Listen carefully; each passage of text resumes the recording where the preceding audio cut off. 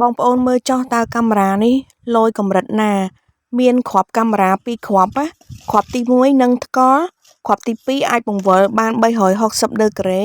ហើយនឹងបង្វិលចុះមកខាងក្រោមអញ្ចឹងណាអញ្ចឹងបងប្អូនចង់ចាប់នៅក្នុងកន្លែងការរកស៊ីលក់ដូរដូចជា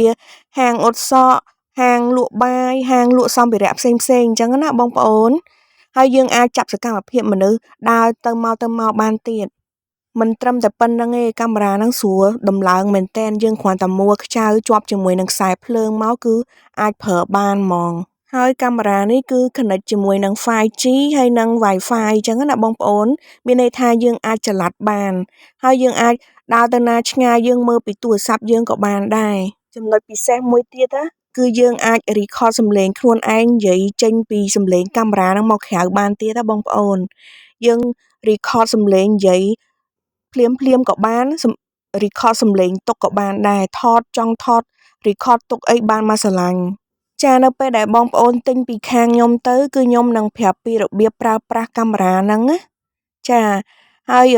នេះគឺជារូបភាពដែលខ្ញុំថតសាកល្បងមើលគឺបាន